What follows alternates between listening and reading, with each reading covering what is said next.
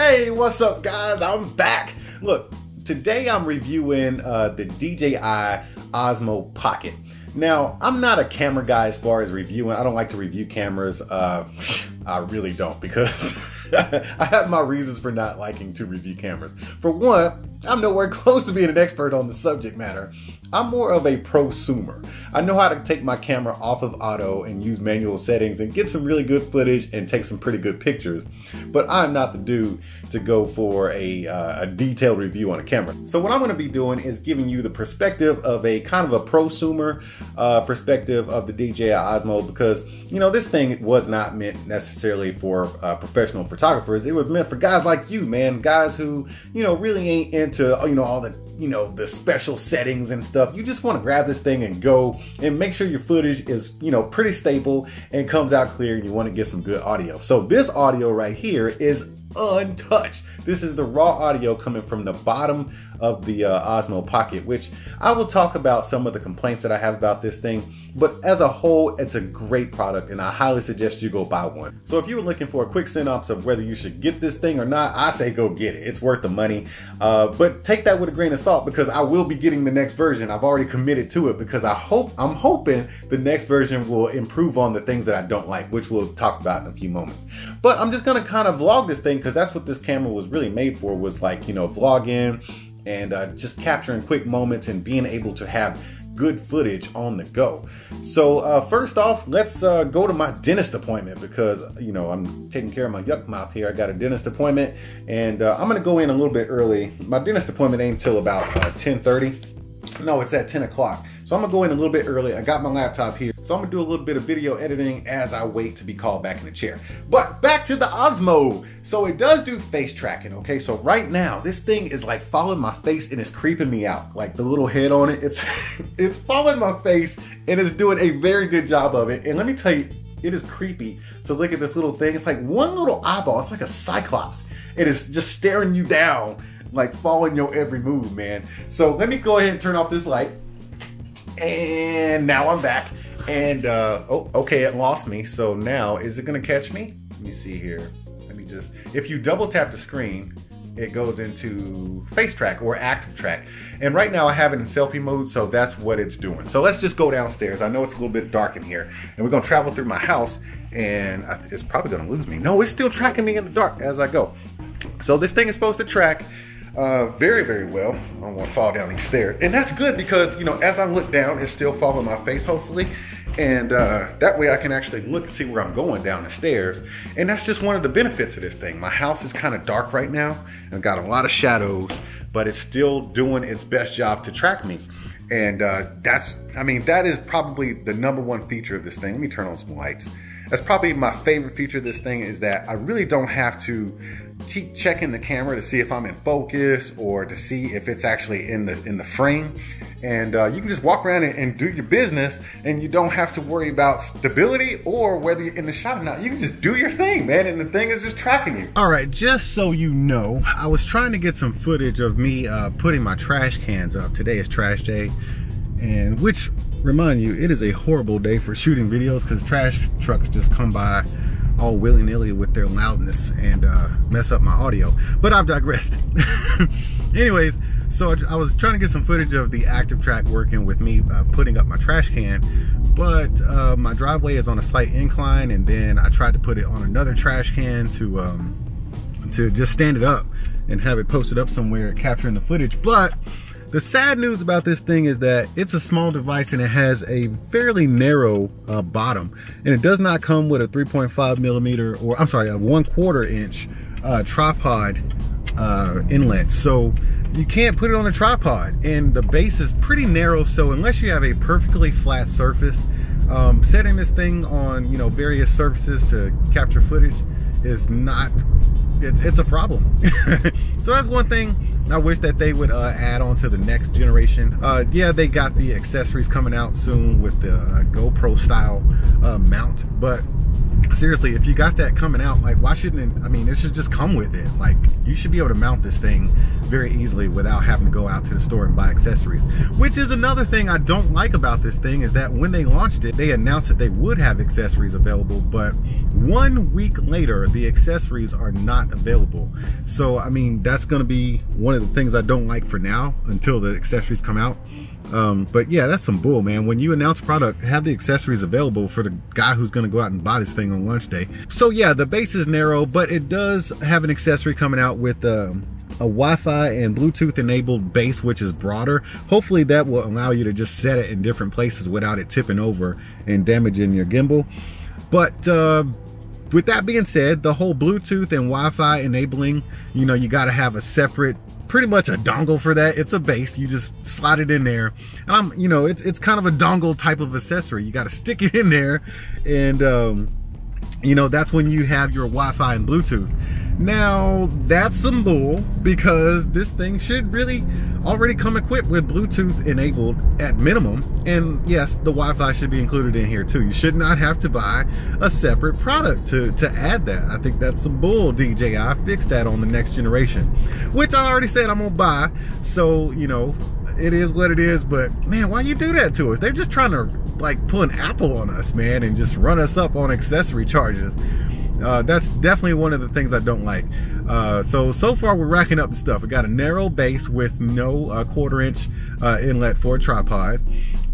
You have no accessories on launch day, and you do not have readily available Wi-Fi and Bluetooth connectivity. That's some bull. But trust me, man, I still like it. I still recommend you buy it. But I'm just going to go down the list of things I don't like about it.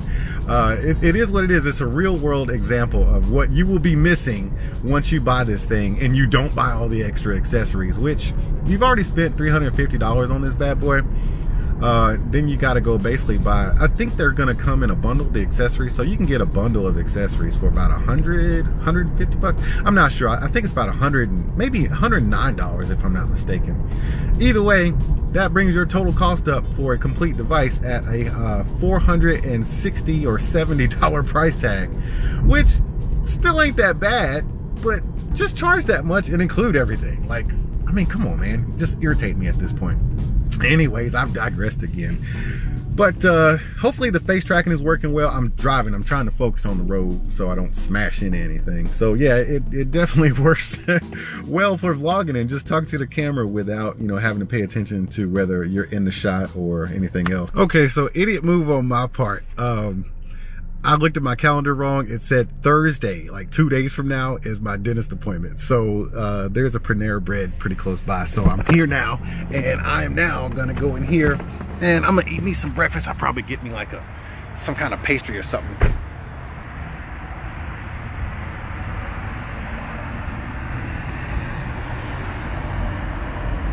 I'll probably go get me some kind of pastry or something, because I got an affinity for baked goods. And I'm gonna go ahead and edit my next video in here.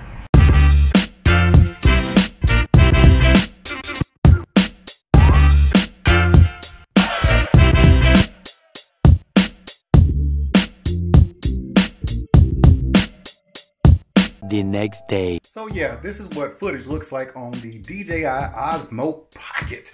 I only have 2 pockets, and I'm wearing like workout pants right now, so we're not gonna do a pocket test at the moment. Although this thing is super tiny, it will fit in the palm of your hand and slide into your pocket. I gotta make a run to IKEA because I got some drawers that need some organizing. I need to go to IKEA and get a drawer organizer. Back to the Osmo. As you can see, this thing is tracking my face all around Just Doing Life Studios. So yeah, that's what I call the place, Just Doing Life Studios, or Just Doing Life headquarters. Anyways, man, let's go to IKEA. Come on, let's go. Now, I know a lot of people are gonna buy this thing for vlogging, but I wanna review it from the perspective of a guy who didn't buy it for vlogging. You know, not from a guy who reviews stuff all the time, but from an average consumer kind of standpoint. Because, you know, this camera is for everybody. And I think it's really cool that DJI has created something like this that, you know, just people can just use, the average person can use and implement it in their daily life and capture cool moments in slow motion. I think this thing is gonna be great for the average consumer. That way you don't have to worry about all this super shaky footage, because the thing is super stable.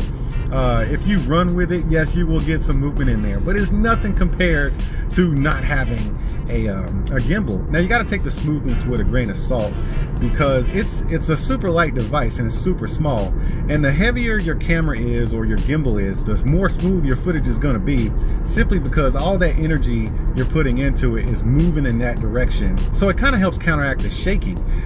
With something this small, there will be some shaking there just because your body is stronger than this, than this gimbal. So with that being said, there will be a minimal amount of shaking in footage. All right, I'm about to go make it rain up in this store. Man, I love coming to IKEA and pretty much getting lost looking at all the cool furniture. Is it me, or does IKEA stuff really never go out of style? I mean, our house isn't like furnished with a whole bunch of IKEA stuff, but they got some pretty cool stuff here, man. I just like looking at it. I don't really buy anything except, like housewares. But yeah, let's get in here and make it rain.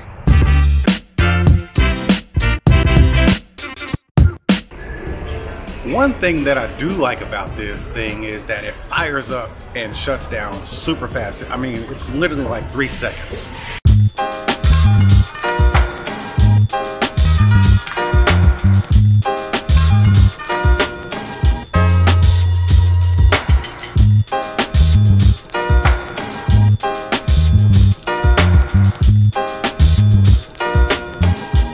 I swear every time I come to this place I get lost. I can honestly say I didn't do too bad. I only spent about 60 bucks, but I got some cool stuff.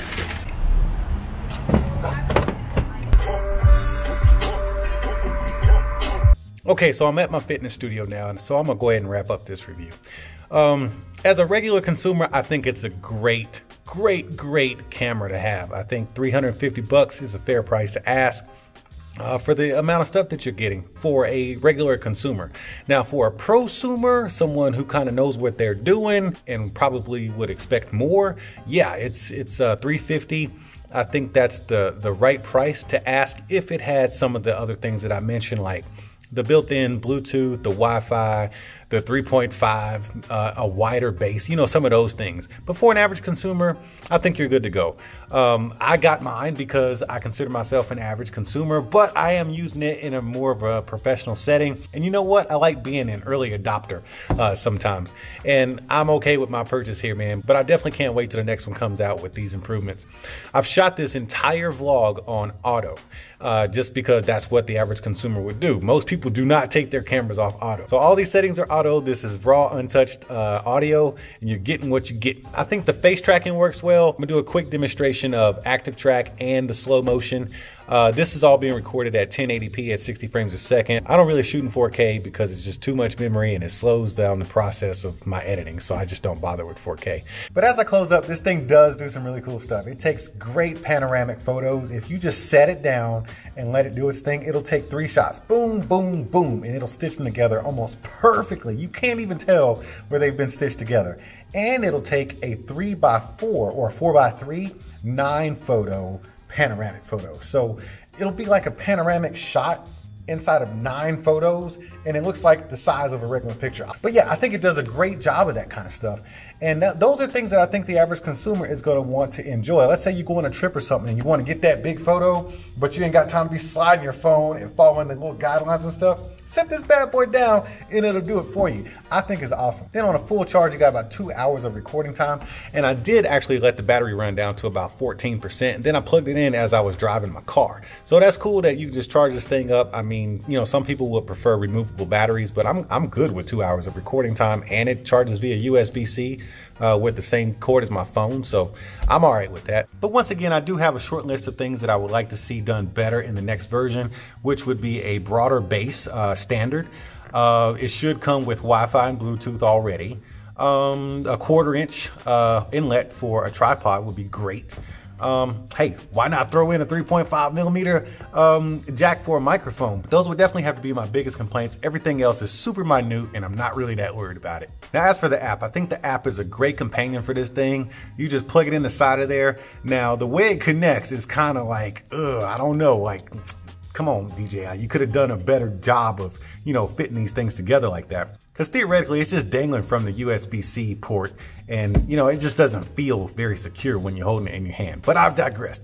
But once you get that app open, man, it really unleashes the power of this camera, and you get to go into all the settings. I mean, you can access all the settings pretty much with the device itself, but everything just has a better ease of access once you open up the app.